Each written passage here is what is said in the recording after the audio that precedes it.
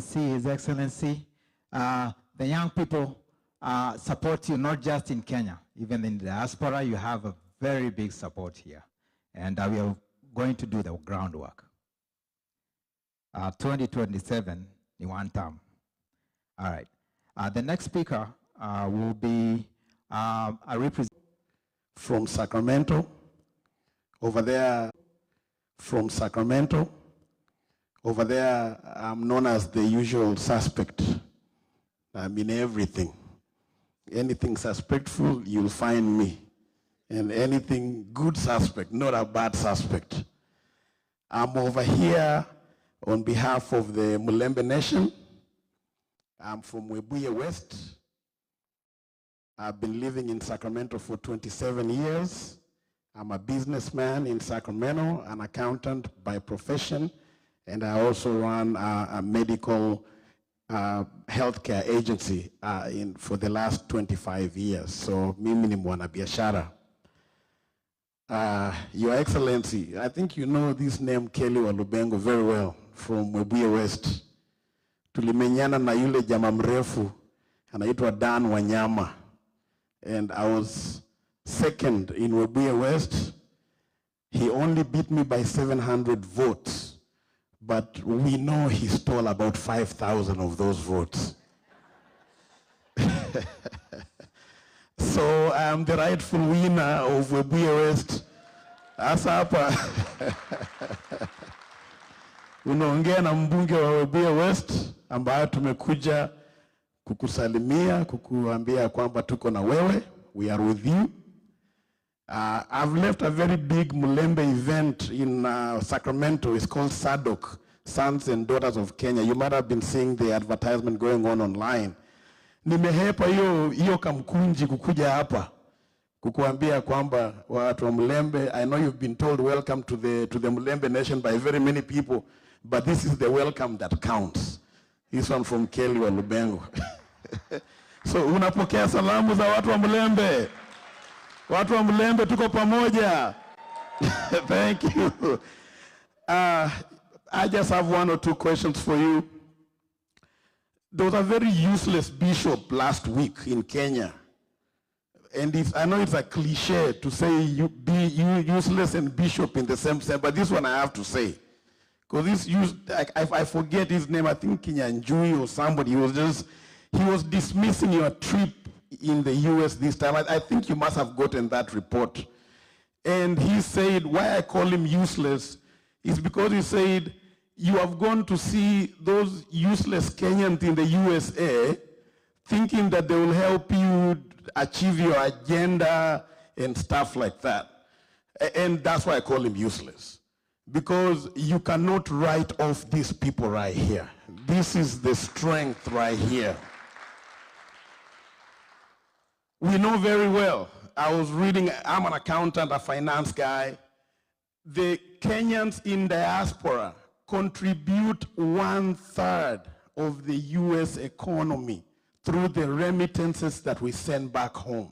Hiyo ndio inasaidia wale shosho, guka, nyumbani, watu wa mjengo wote.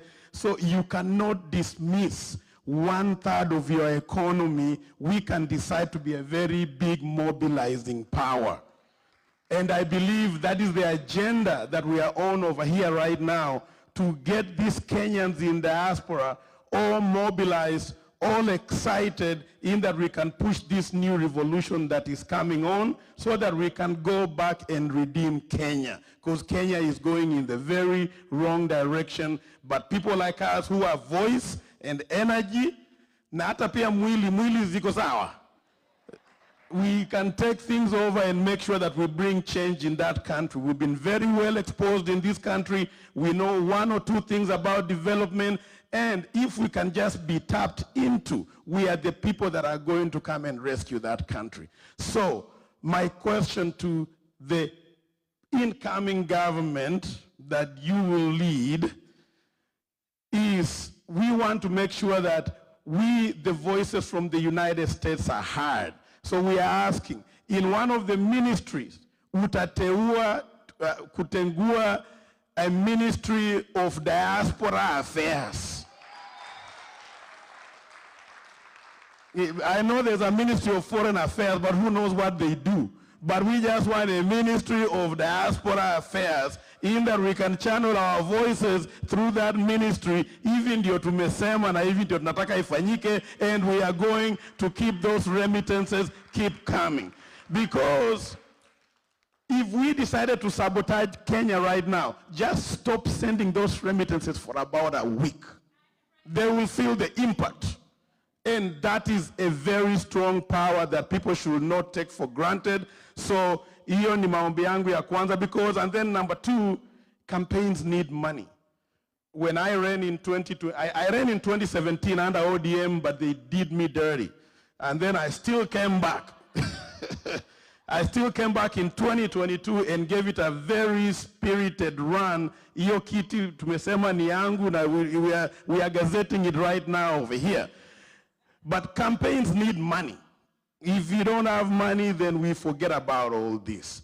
So I have liked the way the Kenyans have handled the visit of our honorable this time by doing contributions up and pale, $150 here and there, just to make sure that all this happens. That is a very good gesture. But I want us to continue, because we know this movement is going to need money.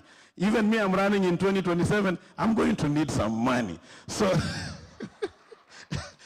so let's keep the fundraising spirit going on. So we really need to coordinate. Bwana Kingori, you're doing a good job. The Ken Park and everybody for this visit, we did a good job. But let's go back to the drawing board and let's see how this community in diaspora can be a cash machine in making sure that we take over leadership in 2027. Because we are over here saying, the Honorable Rigathi, he cannot rule and govern by himself. He needs MPs. He needs senators. So that is a whole network and machinery that needs to be worked on. We have to make sure that he gets the financing that he needs, in that he can get the numbers and pass the votes and the bills that we actually want them to be passed out there. So nasema, I know this is it's a big introduction, it's a good one, but we are going back on the drawing board to see how we can fund and raise things. When I ran in 2022, I spent over 30 million shillings in that campaign. That is not small money. I was in a funny chama, Jirongo, it's called UDP, or some very funny political party that never even, actually I was the one who was funding the party. So, so one of the questions is, what is the role of a political party to a candidate? So maybe when you're coming and giving us some of the answers, we need to know. If I, Kelly Walubengo, I'm going to run in the DCP, what does that mean? What support am I going to get from the party?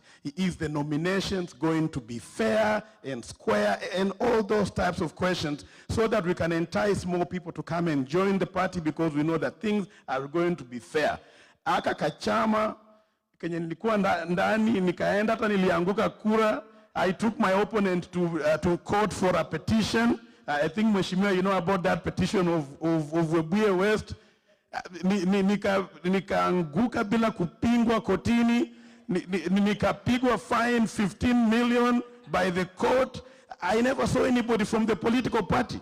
But when I was the front runner, they were with me. Kelly, you're doing a good job. But when I failed, I never saw anybody but my wife. My wife was there feeling my pulse at night. You know, when you lose, our mothers, our wives, very important. Nilikuwa ninashtuka saa 8 ya usiku, bibi ananishika, are you okay?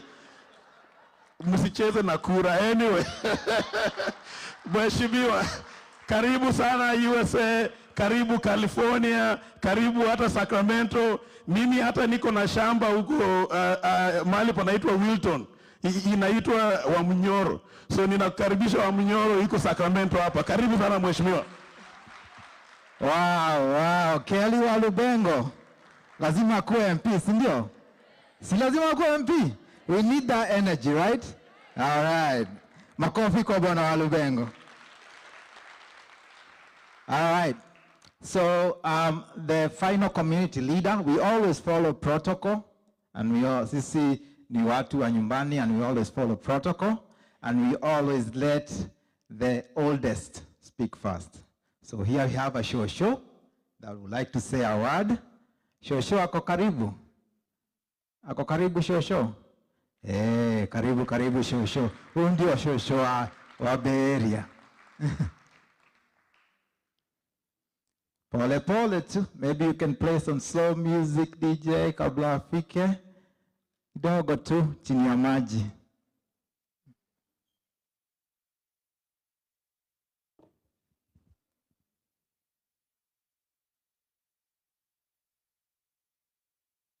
We are okay. I think we are okay, DJ. No worries. No worries. Yeah. Karibuni, karibuni, karibuni. See how energetic our show is. Anafanya marathon. Karibu show.